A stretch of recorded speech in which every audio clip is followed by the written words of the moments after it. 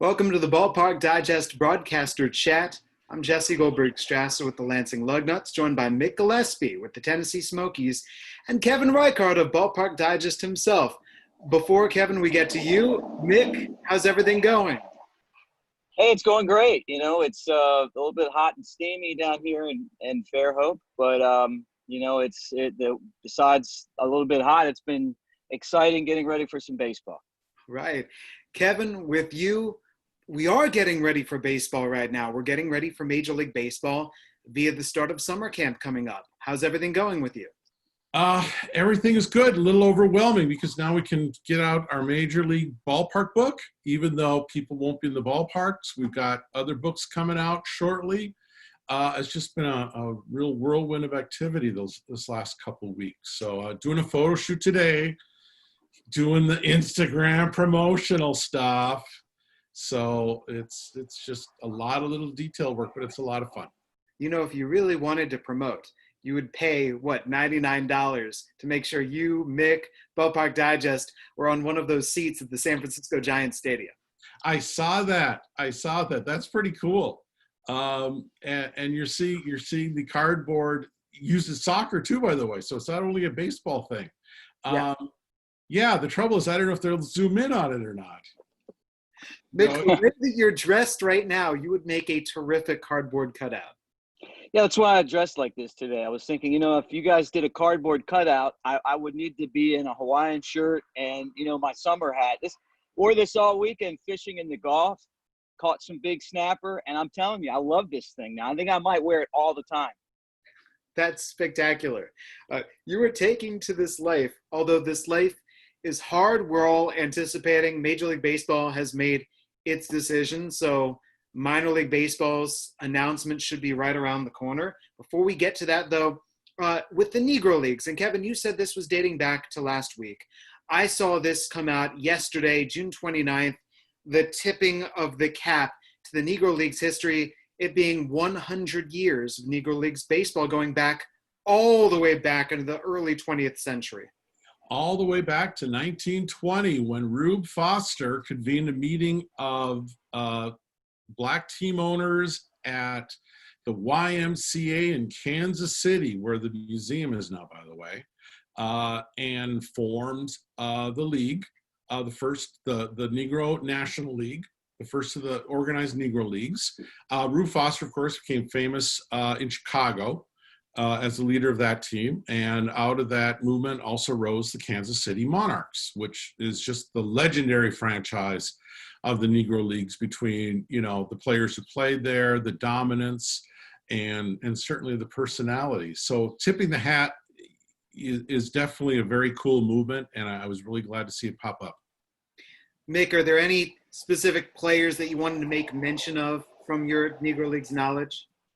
Yeah, there's a lot of guys who played in that Negro League that should have been major leaguers, would have been huge stars. My favorite player, I've said on this show and everywhere, is a guy who grew up right across the bay from where I'm sitting right now, and that's Satchel Paige.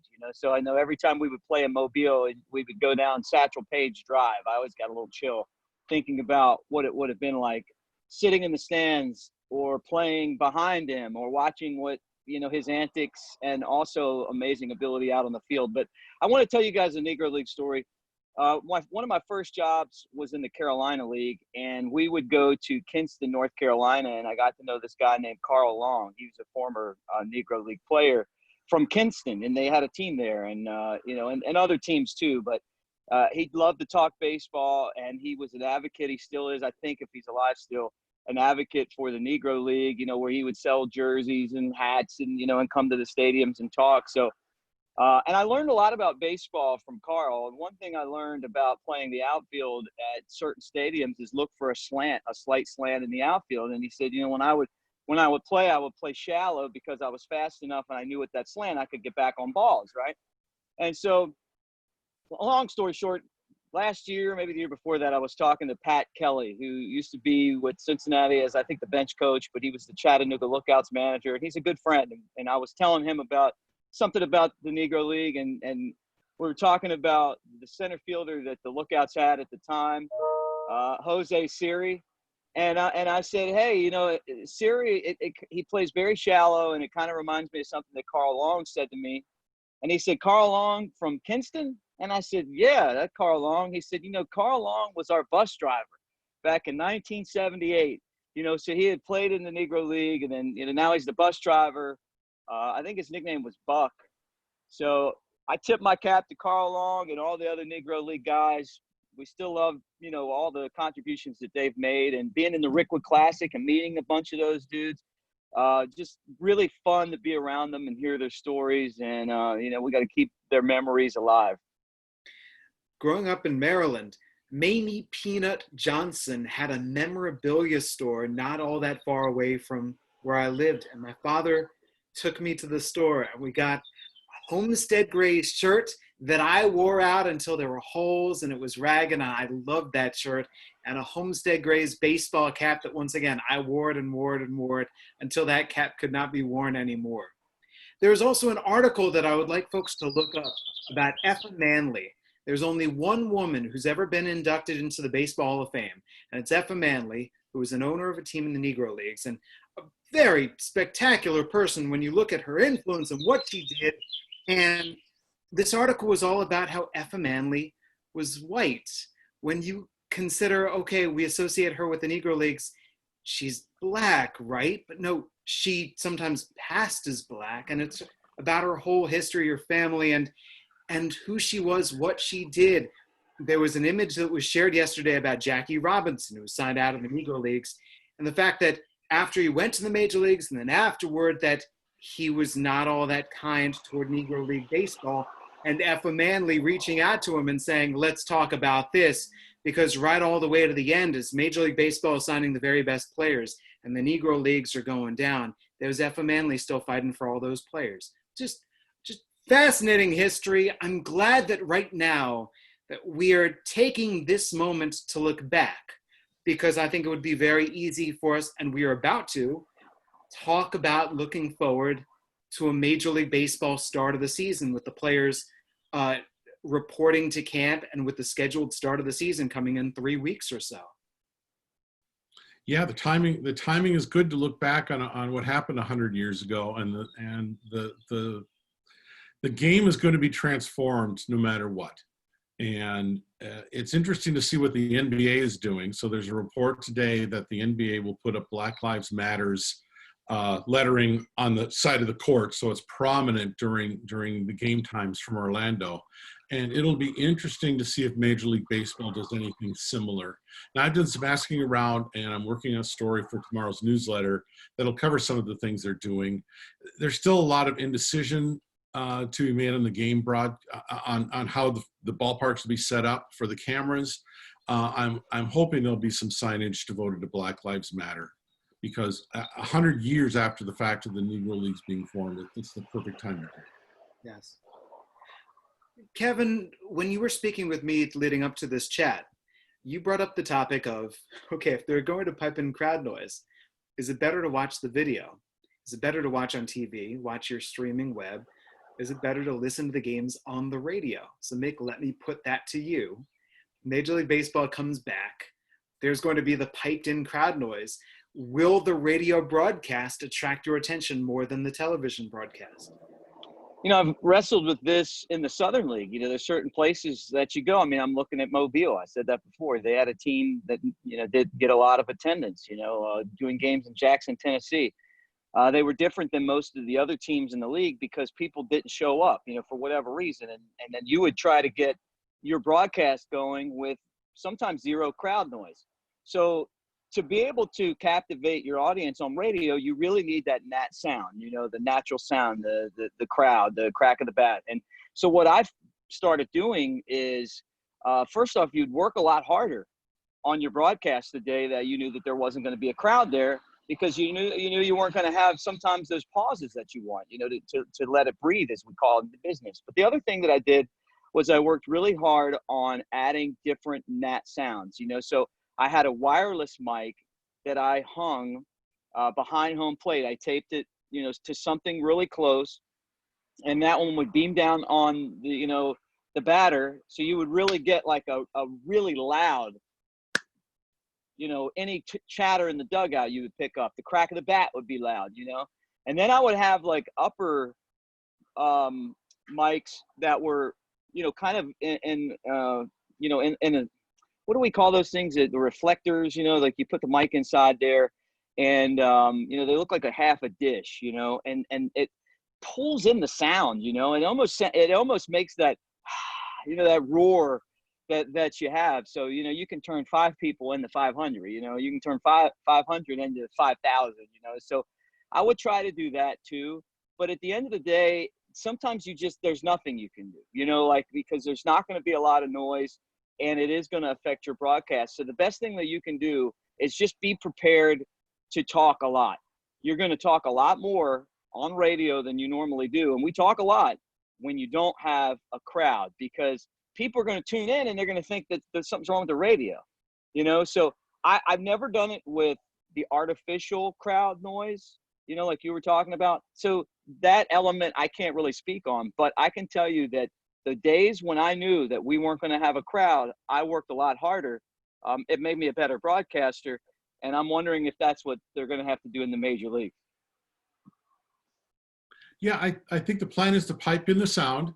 I think it's to use the same technology that other leagues are using. Now, this weekend, I caught some National Women's Soccer League action. They're doing a tournament in Utah, so they're not playing at their home stadiums. And no crowd. The Utah Stadium has banners up, tarps up on the seating, and they were piping in sound that I believe was based on game sound from video games. So there were responses. So the goalie would make a save, and there would be a cheer generated by the software. Scoring a goal generated a louder cheer. The first 10 minutes, it was sort of creepy. And it was sort of like, I could see the empty seats behind you. But then after the 10 minutes, you sort of ignored it. And then there would be a really good save from the goalie, and there would be a louder crowd reaction. All of a sudden, it was fine. You sort of lost yourself in the moment, and I suspect that's going to happen with baseball, and especially on radio. At least on the TV broadcast, you're going to see all those empty seats. You're going to see them all through the ballpark. Someone hits a home run, there's not going to be anyone chasing it in the outfield. But on the radio, you will have that piped-in sound that gives you a reaction. Artificial or not, there'll still be the reaction. I want to go to something Mick said, because I think Mick hit off a really important point for broadcasters. And Kevin, like you said, this is unusual. You can't see anything, and that sound is there.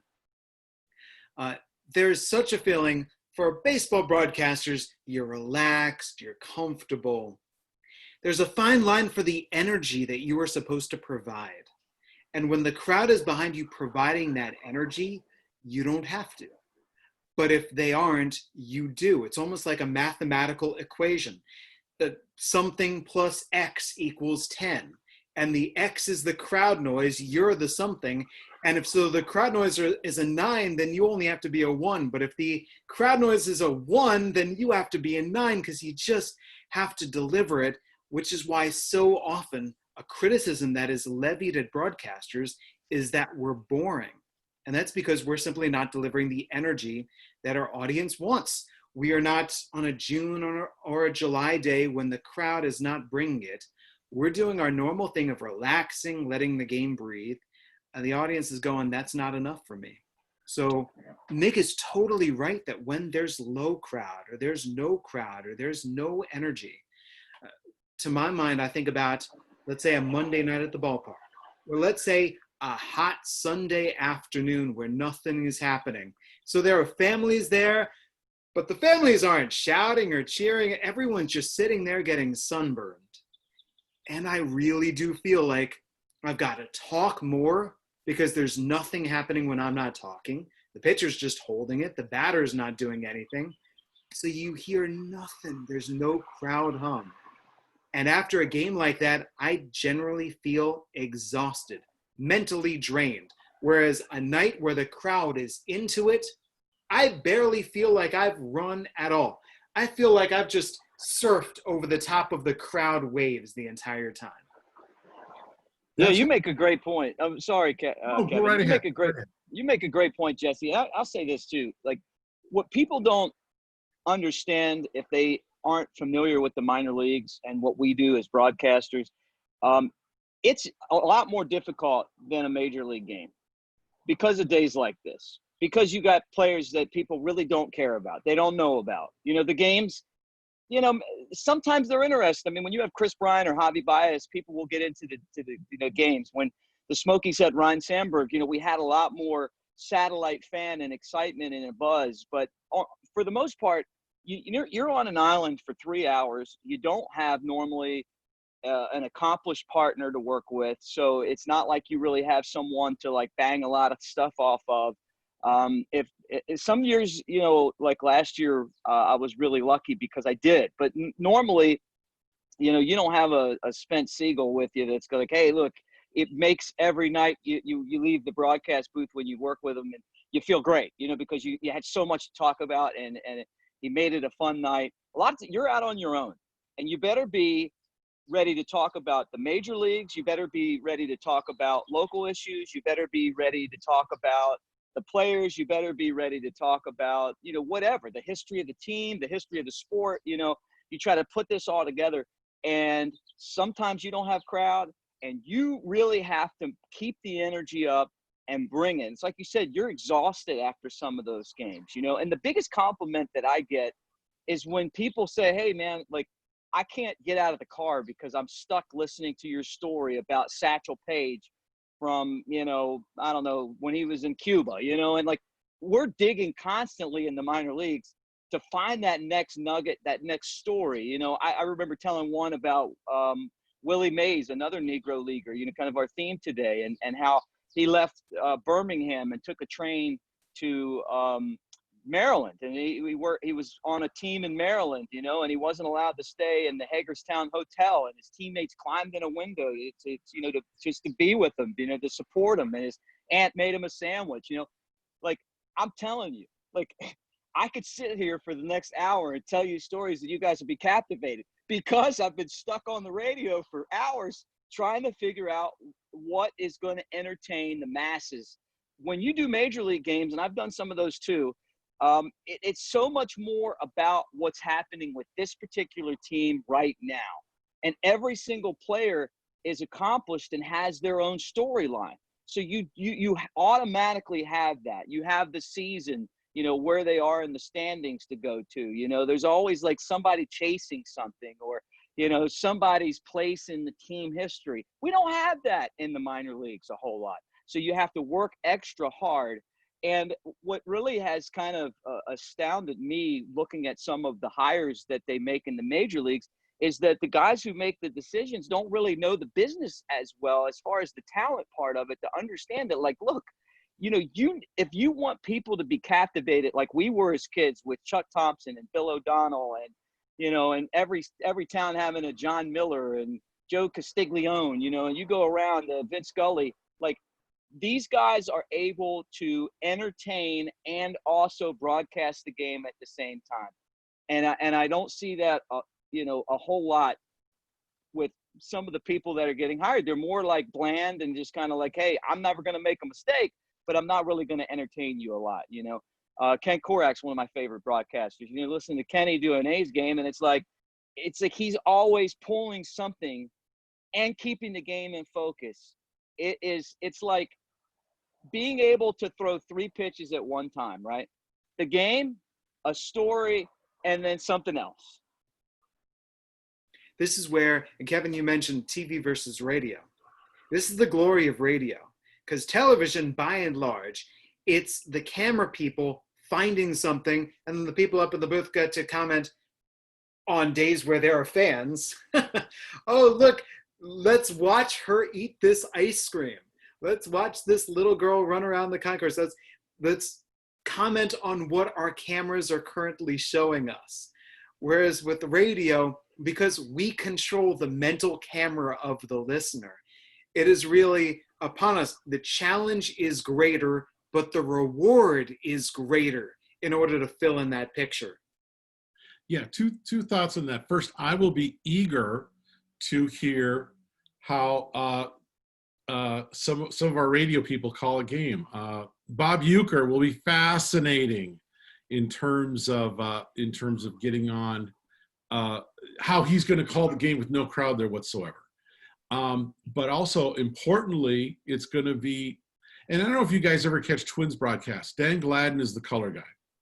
Gladden is very low key, sort of beneath the surface for innings. And all of a sudden, as a former player, he can sort of sense what's going to happen.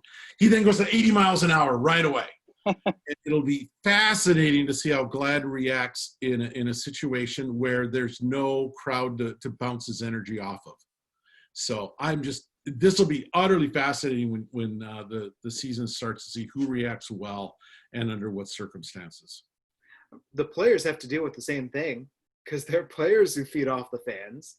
So no fans to feed off of, no cheers bringing you up there. This is what makes me different from everybody else around, is I don't need so much music during batting practice. I really enjoy the whole feel and the game, the crack of the bat, all the different sounds that we hear. So there will be more of a baseball feel to it all. There's not going to be the MC running around conducting the in-between inning games with the fans. It's going to be baseball, baseball, baseball for the players and all the folks who are at the stadium.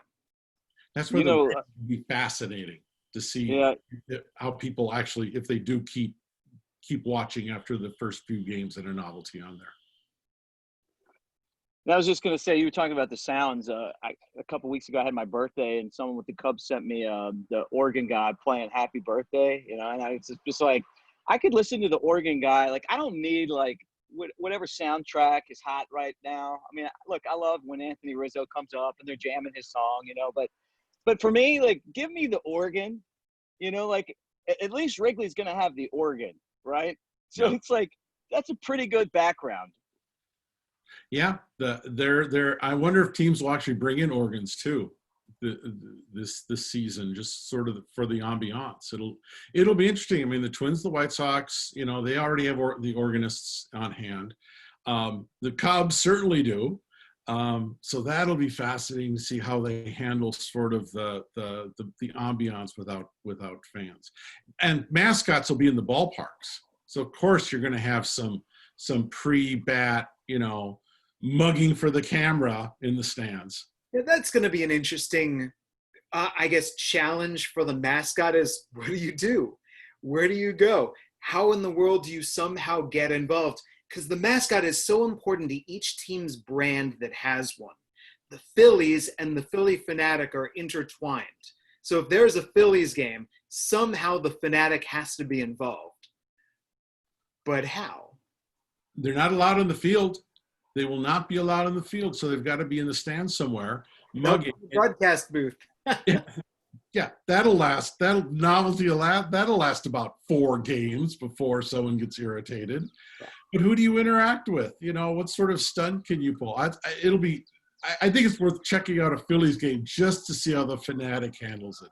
I mean, you could just run a series of skits with the Fanatic is inside this empty ballpark going buck wild with the popcorn.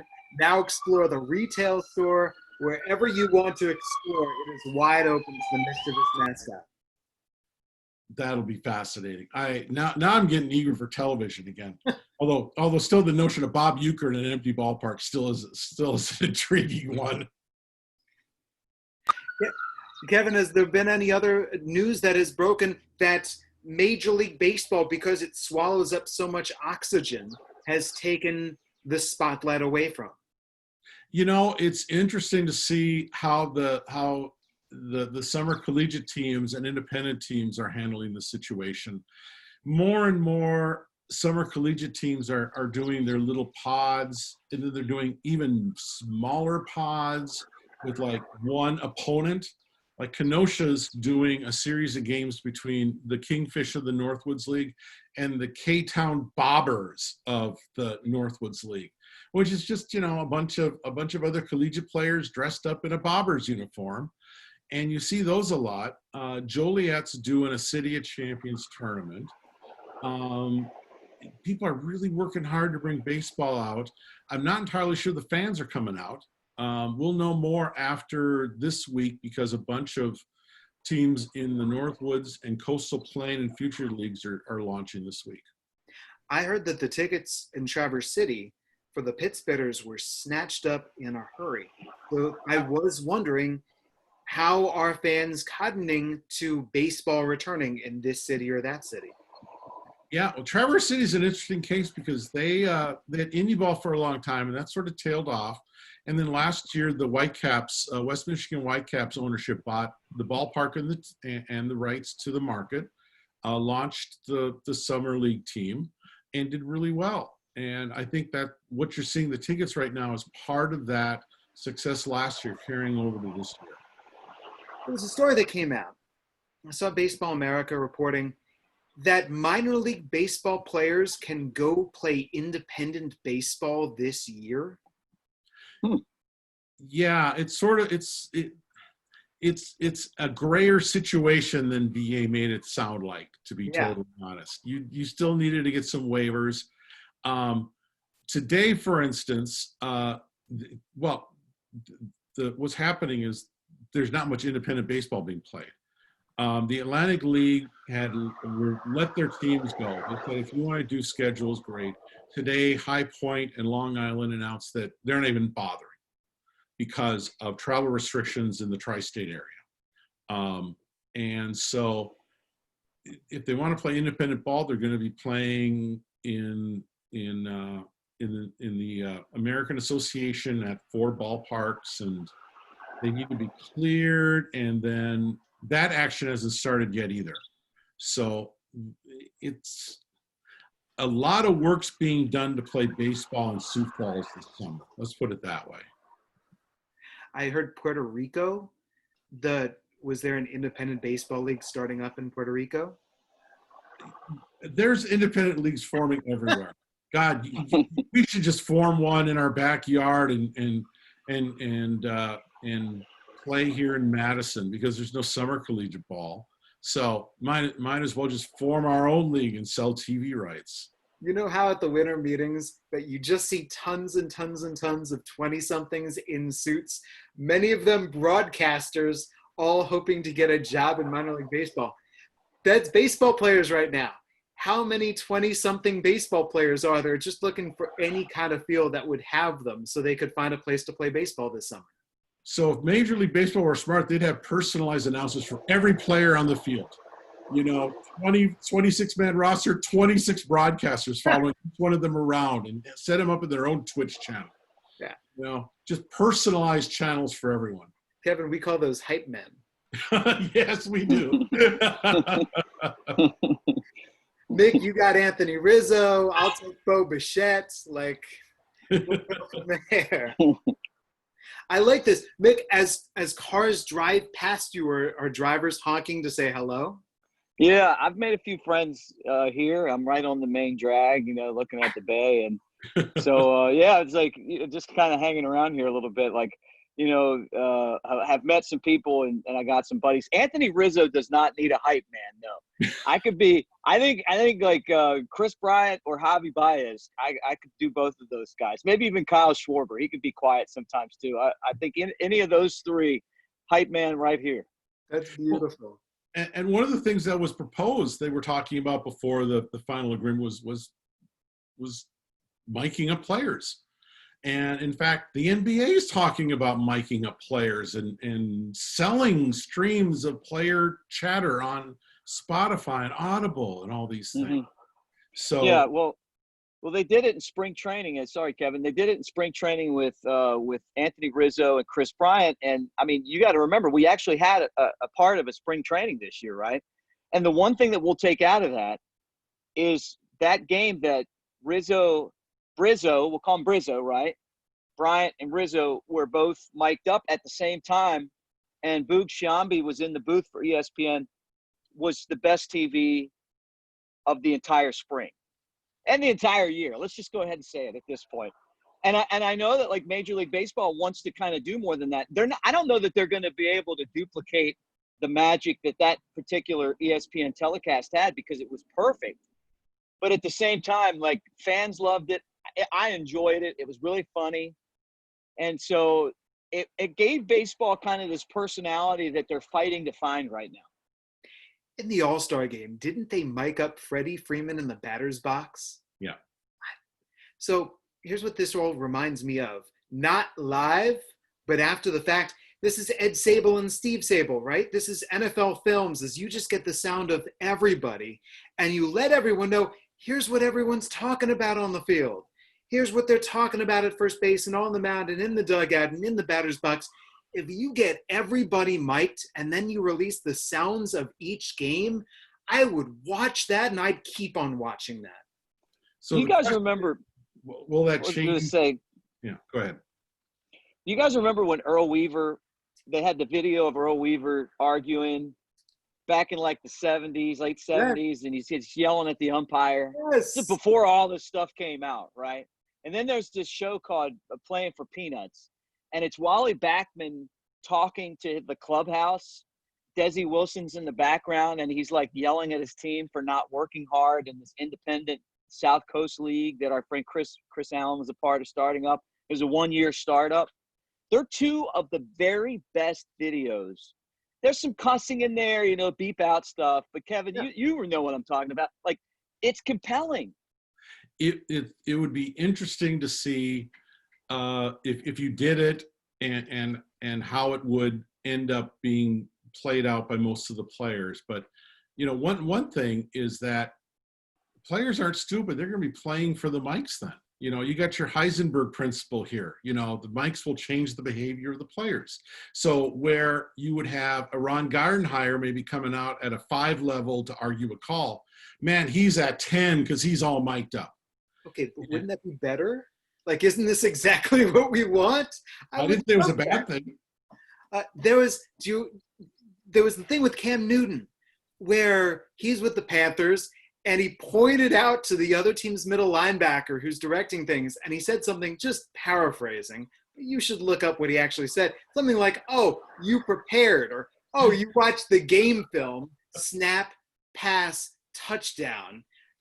Those kind of conversations before things happen, during things happen, after they happen. I'd love to see Kirk Gibson stepping into the batter's box against Eck and Lasorda, what he's saying in the dugout at that time. I'd love to, especially with all the analytics that we've got going on right now. You mean to tell me you wouldn't take a game, any game, does not matter, and then after the game happened, show me all the conversations before situations, after situations, leading up to things, oh, we didn't expect that, or, oh, whatever it might be, everywhere in the field, you NFL Films baseball, and I would be in. They did it at the college level in bowl season. They had individual channels on ESPN for home and away, and then stats channels. I would love to see that for the World Series. Have some stats people analyze things, mic up the players, and get the inside view of the game. The technology's there and getting better. So, I mean, you could, in theory, mic up everyone and have enough producers to do a 20-second delay to make sure there wasn't the inevitable swearing. That would be fascinating. I mean, there's freedom right now in terms of baseball. We don't have to worry about the fans at the stadium. We don't have to worry about so many different factors. So for the players themselves, for the coaches and everything, it basically is show up, play baseball, go back to your hotel room. For the people whose job it is to turn this into entertainment, you can experiment with things. You can try some things. You can approach guys and say, what do you think about this? And this is where you can screw up. You can get things right. Kevin, you and I have talked about this with the XFL. I mean, the XFL tried so many different things, the first iteration and now this new iteration. And it's okay if things blew up in their face, because the very first iteration came up with the concept of cameras in the locker room, came up with the concept of let's interview coaches and players on sideline. Like, that came from the XFL. And came up with the camera hovering over the line of scrimmage and hovering over the field as a snap, before snap is going to happen, that the NFL has taken from them. You really let brilliant minds loose and say, this is just a weird summer. This is a quarantine summer. Go out, knock your socks off, and let's see what we can come up with, because what else do we have to do with our time? Yeah, well, the problem you got is that, are you going to pay what are the players going to get paid for this? That was kind of the talk around spring training after the Cubs had Anthony and KB on camera. It was not necessarily from the players, but it was just like, there was this rumbling of, what's our share going to be? And that's a problem that baseball has anyway. I mean, we just saw it, right? But if the players are willing to be open to the idea, like the NFL is, you talk about the NFL films and just how great it was when we were kids. You would watch like I'm going to give you guys a piece of video that is just amazing. It's in the huddle with the 49ers. They're playing the Bengals in the Super Bowl. Bengals are ahead, and they're like, hey, Joe Montana comes out, and he's like, he's got all the guys there in the huddle, and he points out and he goes, hey, is that John Candy? Do you remember that video? And then everybody looks in the huddle, like they look over, they start laughing. And then next thing you know, he takes them down the field and they win the Super Bowl. Like, I'll never forget that. Like you like either mic'd up, or you hear him say that. Or maybe it was from the sideline. I don't know. But I mean, like, you can hear him go, hey, is that John Candy? And you see everybody look, and there's John Candy, like sitting in the front row, the late actor. It's really funny. Those moments, like you talked about Kurt Gibson. Can you imagine being in the clubhouse and he's taking those hacks before he's out on the field? Like, Lasorda's like, hey, go down and get loose. And he's limping down there, and he's got the radio on. He's listening to Vin on the call, Like, just think about that. Like, if we actually had the video of it, all we have is the recollection of people telling us about it, be priceless. There's so many stories, Bob Uecker tells many of them, of catcher and pitcher mound conversations. Just like you just said with Joe Montana, we don't need the story secondhand. Show it to us. Let us watch it. Let us listen in. And that in of itself is golden. And it will happen. I mean, we're talking about an inevitability. I mean, the players had proposed it during this most recent talks with Major League Baseball. It sort of died for a couple of reasons. One was financial, which Mick discussed, but also just logistical. I mean, baseball's taking on an awful lot of changes already as it is. But it'll pop up in the next CBA, you can bet. And that's a way you get players more money. You can eke out a little bit more money maybe from the broadcast partners. TBS will be doing it with the NBA in their games coming up, as will ESPN. So they'll be experienced with it for when the next CBA rolls around. You can easily see players being mic'd up. And I once had the chance to watch a Dodger spring training game at the old Vero Beach facility, and I was in Frank McCourt's seats, and which put you right behind the Dodger bench. There was no dugout at Holman then. So it was an open bench, and Tommy was at the end barking away.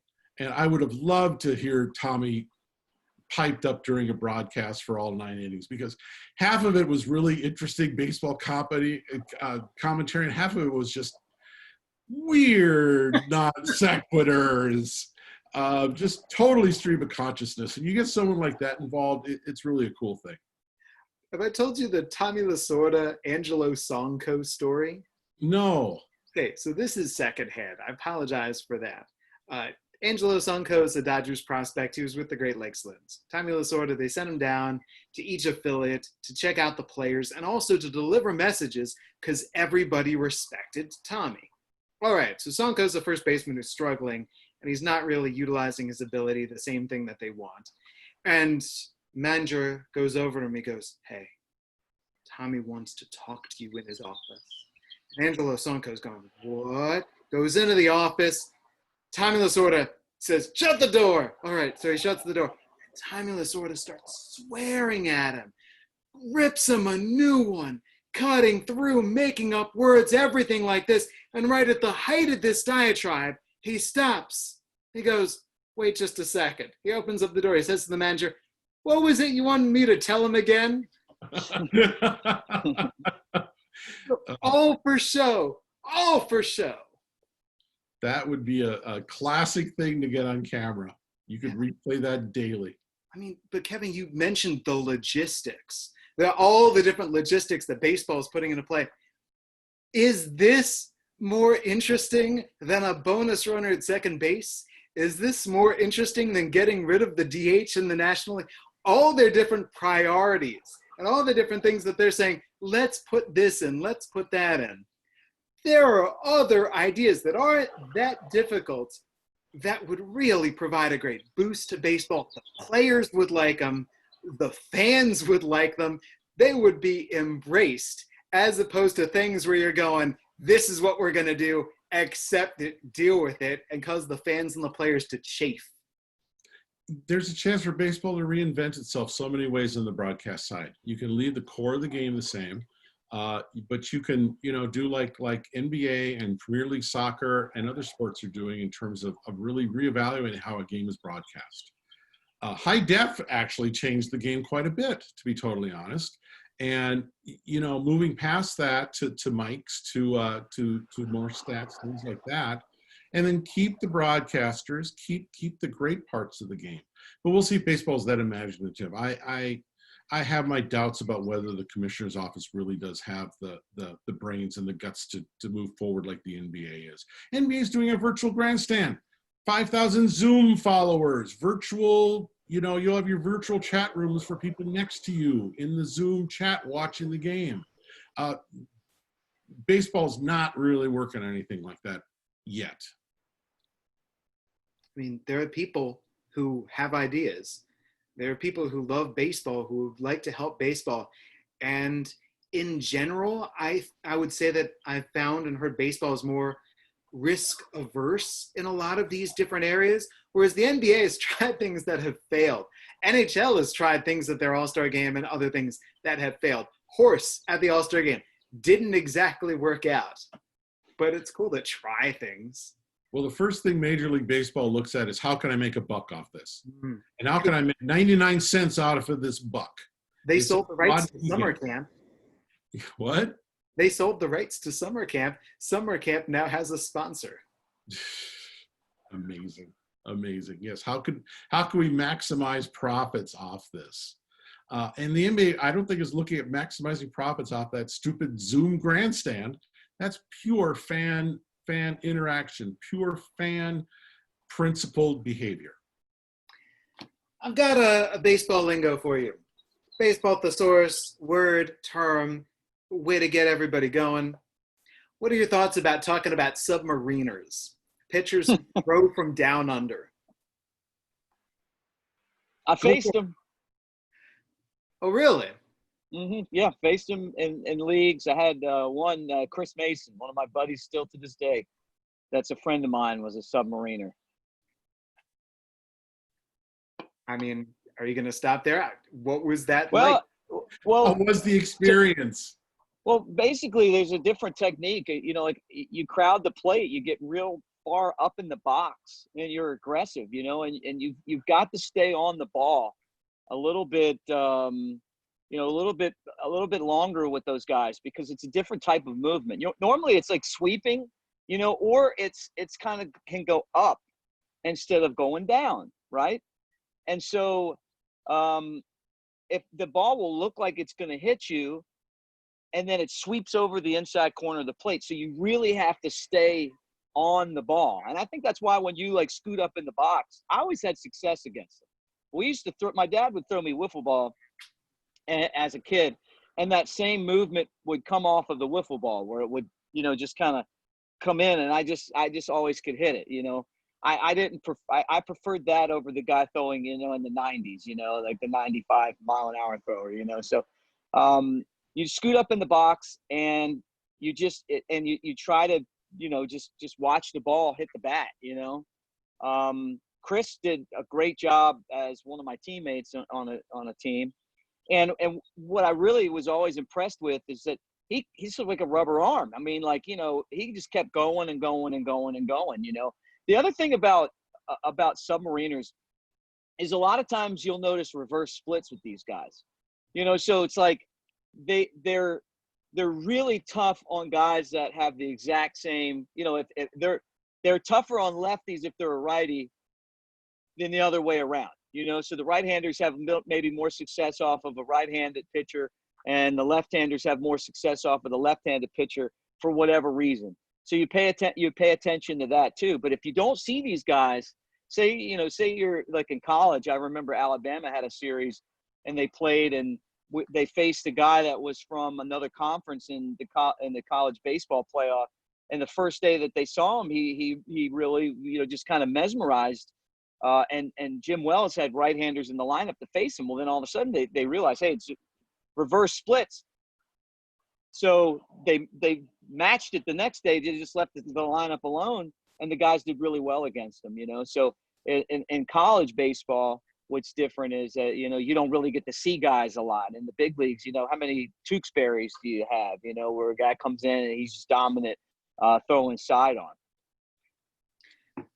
When I think about the great submarine pitchers in baseball history, I think about Kent Tekulve, who, how many jokes have been made that Kent Tekulve did not look like a baseball player? There was the Quiz, Dan Quisenberry with the Kansas City Royals. I grew up with Todd Froworth with the Baltimore Orioles, right? Froworth getting real low, and all the way up through the present. Chad Bradford had his spotlight in Moneyball with the whole idea that submarining is an inefficiency, that old baseball heads don't understand how effective they can be. And I remember just how delighted I was when Mike Venafro came up to the major leagues, because I don't know about the two of you, I had never seen a left-handed submariner before. Why aren't there more of them? There aren't that many lefties to start with. Well, so if you're a lefty and they would say, throw overhand, you lefty. But submariners in general, I mean, there's a track record. There's, you know, obviously a place for, especially as a reliever, you would think, as a one or two inning reliever. Well, I think you could, in a sense, group them in with knuckleballers in terms of there's only about one or two of them in the major leagues at any one point, at any one generation. But submariners can command. A submariner knows exactly where it's going. He's generally not a strikeout pitcher. He's generally a ground ball pitcher, and he's keeping it really low. And as Mick used the word sweep, I associate submariners with sweeping Frisbee sliders. Right. Steve Cishek, you know, like these guys, like when they're healthy, you know, it's like it's such a different look. But you're not going to get a lot of velocity from a submariner. So it's a different look. You know, what's rare? I guess you could sit here and say, well, what's rare, a knuckleball or a submariner? You know, these used to be, you know, two type of pitchers we'd see somewhat, you know, we just don't see it anymore. And, you know, but then when Cishek comes in the game, now he's a White Sox, he was a Cub. Like it's just different, you know? And when he's healthy, I mean, he's one of the best relievers in baseball for a couple innings, you know. But you notice in the major leagues, they don't let they're not going around the lineup too much, you know. It's like they'll pick a couple guys and just kind of, you know, that they'll face, and that'll be it. Well, back in the day in baseball, pitchers would change their arm angle depending upon the batter, trying to change things up. I think most recently, I think about an El Duque Hernandez would often change his arm angle in the same at bat. But if we want to go back, Baseball Reference, or actually, let me make sure, Baseball Reference put together a list of submarine pitchers. This included Cy Young, would throw submarine every now and then. Satchel Paige, submarine from time to time. Rube Foster, who came up on this submarine, and so did Three Finger Brown, and so did Iron Man Joe McGinnity. Depending on the pitcher, a guy would suddenly drop down to give that batter that different look, and any kind of advantage you can find. You know, Satch was going to grab any advantage he could. Yeah, the gyro ball. He might hit you with the gyro ball, you know, like, yeah, he's one of the most entertaining guys in the game, you know, and you love those pitchers that are kind of able to change things up when they have to. You know, I tried when I pitched, you know, back in my leagues, you know, but it was like being able to just throw the ball over the plate normal was hard enough. So it's all of a sudden here's like a guy that like they'll do like the double and then throw, you know, should go to sidearm. It's just if you can do it, it's definitely a weapon. So going to the baseball thesaurus, some notes for you about submarining. Until 1872, every single pitch had to be delivered underhand. And that was when pitchers could start to throw overhand. Submariner is also called a knuckle scraper because you scrape your knuckles on the ground the lower you can go. Another pitcher, a subway slinger coming from down under, an Australian down under, and right on down. I included a quote from Cookie Rojas on Ted Abernathy. There's a ball player, quote unquote, who does two things at the same time. He pitches and digs for oil. A submariner, I think, is a great example of a guy who you love on your team. And as batters, maybe you're Mick and you have success, or maybe it just frustrates you to no end because the submariner is never going to chuck one in there at 100, but he's going to make you look silly. Absolutely. And on that note, should we wrap up this Ballpark Digest Broadcaster Chat for another week? Yes. Let me add one thing. We've been broadcasting this live on Facebook. When I keep looking over that way, it's because I've been sort of monitoring how things were. We picked up some viewers here, and we'll promote it next week. Let people know. Hello, Facebookians, and we will do it again next week. Any final thoughts, Mick Gillispie? Final thoughts. Yes, shout out to my man Alex Cohen. He's got the COVID right now. I know he's going to be okay, but it's a really scary situation for him. So thinking about you, Alex. Just hang in there and play it cool for 14 days. We love you, man. And then just everybody else, you know, there's so much strife in the world right now. Remember, we just got to get along. I mean, I know that's so simple to say, but, you know, be kind to each other. Even if we disagree on some, you know, topics or whatever, let's still be neighborly to each other because all this will pass. And sometimes words stick around. People don't like that. So, you know, just remember, put the love out there. Kevin Reichard, any final thoughts? No, I agree with Mick. That's a good way to end it. And as my final thoughts, if you have not read Ian Desmond's personal essay, opting out of this baseball season and explaining from back in his childhood all the way through his present with his pregnant wife and 4 kids, and really examining his own identity, examining childhood and how important sports is to identity and to kids, I commend you check that out. Give it a read. From Mick Gillispie, for Kevin Reichard, I'm Jesse Goldberg-Strassler. Check out ballparkdigest.com. This has been your Ballpark Digest Broadcaster Chat.